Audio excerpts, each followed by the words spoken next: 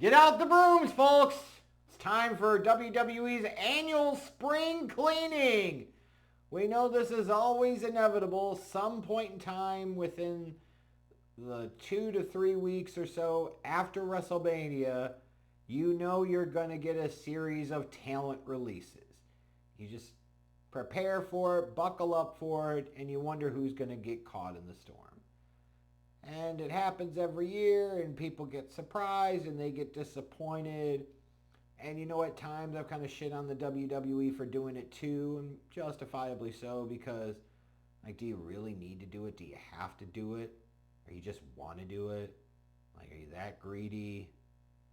Like, for some of these cats, you never even really gave them a shot, and then you just send them packing. But as I kind of look at it now, and I see the names that were being released, I'm kind of like, it ain't no fucking big deal, right? I mean, it just really isn't. Now, obviously, the most notable name there is Braun Strowman. But even in his case, if I remember correctly, this isn't the first time he's been released. You know, but it's just surprising, like, you would bring him back, and now right after Mania, releasing him again. This is a guy that the company's invested a lot in over the years. It feels odd to send him packing so quickly. But then again, I look at him and I say, you know what? Honestly, he's just not a great fit for Hunter's version of WWE. Like, you look at a Braun, and let's say you're Braun Strowman, and you're the Braun Strowman character, you're the performer. Who would you rather have booking you with what you bring to the table? Vince McMahon, who's always championed the bigger, stronger, physical, roided up guys, if you will. Not saying Braun's on roids, but you get my drift. Like the physique guys, right? The bigger, larger than life guys. Or Hunter, who seems to have this fascination for, you know, a bunch of guys that are smaller than him to make him look bigger. I don't fucking know, right? You're going to go with Vince McMahon. So now that Vince is out of the picture, like, Braun Strowman just doesn't serve the same purpose. Because honestly, you don't want to sit there and have him going and jobbing out to everybody, because at that point, what do you really do with him? You know what I'm saying? So, unfortunately, Braun's one of those guys with his size and who he is, former world champ and everything else, you just can't go out jobbing him. So you're better off to release him. So I'm not surprised that he's gone. Shayna Baszler, somebody certainly that the company's invested in over the years. She's had WrestleMania matches, lots of pay-per-view matches, championship titles and everything else. But again, I'm going to be completely honest here. Like, you really notice if she's gone? Like, it's not even a disrespect to her. I'm not even saying she's a bad talent or anything like that. But just, like, would you even really notice if she's gone? No, you wouldn't. And, you know, there's something to be said about, she's been there for that long. At some point in time, you get stale. And if you don't, like, get repackaged or reinvent yourself, like, you get a diminishing return, diminishing value, and it's time for you to go. I'm actually surprised that more people aren't shocked at her being released or saying more about her getting released. Instead, I feel like I've seen a lot more about Dakota Kai being released. And, you know, this is somebody that came up through NXT, came to Raw, blah, blah, blah. And they put some titles on her too, whatever. Nobody cares anymore. But again, like, I'm just going to be completely honest. It's one of these things people are like, well, you know, they should have kept investing in her and kept pushing her. They undercut her and this and that. You know, or was it like she just got injured and she just wasn't really that good? And I keep coming back to this list of people that we're talking about here. And it's not meant to be disrespectful. It's just kind of the way it fucking is. Like, would you really notice any of them being gone? And in 3 months, are you going to be giving a shit about any of them being gone? And in some cases, how many of these are really releases and how many of these are like they're just not renewing their contract kind of situations, right?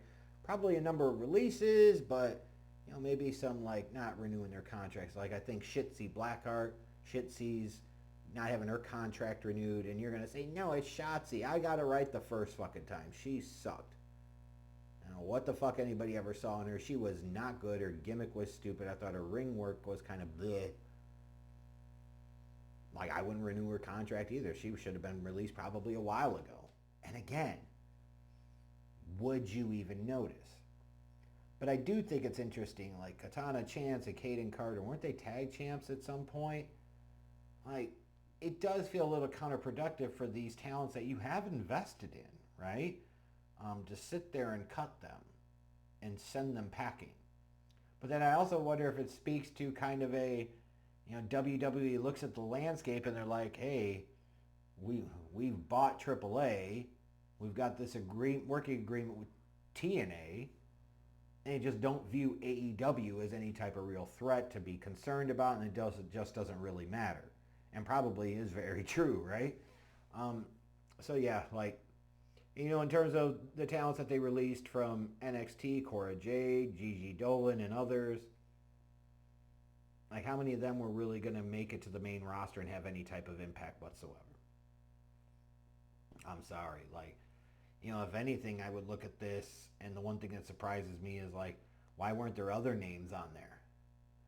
Maybe you needed a name or two to kind of send a message. Because, like, I look at, like, a Braun Strowman getting released, you could say, that sends a message, but you've been down this path before. Does releasing a Shayna Baszler or Dakota Kai really send a message? Releasing an Austin Theory would send a message, right? I'm not advocating for it, but I'm just saying, like, I'm surprised it really wasn't like a statement release here, one that makes you go, holy shit. Something that's like firing a salvo to the locker room and say, shape up or shut the fuck out. Nobody's above stuff here. But in terms of like a lot of these talents, I'm sure some of them will land on their feet and some of them you probably will never hear from again. You'd have to assume at least Dakota Kai, maybe like Cora Jade and Gigi will end up in AEW at some point. I mean, why not? If you've already got a bloated roster there, what's a couple of more names? Whatever. As far as Braun Strowman goes, like, what does he do next? You could say AEW, but I would say, like, go to fucking Japan. Right? Like, big fucking American dude. That plays pretty well over there. Like, go be unseen by a lot of the American audience, and I concede to hardcore fans now. How dare you say unseen by a large amount of the American audience? New Japan Pro Wrestling is among the best professional wrestling in the motherfucking world with your flaming keyboard fingers of fire and all this other bullshit. But yeah, seriously, like, he should go to fucking Japan. But for a lot of these other ones, like you can see Shayna Baszler, if she still wants to do this, go into an AEW. I'd be interested to see if any of these end up coming back at some point. And the answer, certainly could be yes, but I just don't see it. But it is kind of one of these things. It's an unfortunate reality is sometimes you got to do this in wrestling, and WWE's got to do this because they've got kind of a bloated roster too. I'm knocking AEW for their bloated roster. WWE has a bloated roster of talent. And some point in time, you got to freshen shit up, and you got to make room for new people and new chances and new opportunities. So, as much as you don't wish this on these people, it is kind of like the annual tradition of spring cleaning. Signing with WWE, this is part of the deal. It can happen.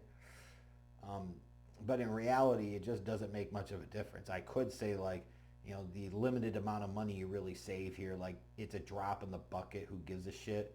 But anyways, let me know what you think about these releases, what you think about WWE's annual spring cleaning. At least that's one tradition that carried over to this TKO version of WWE.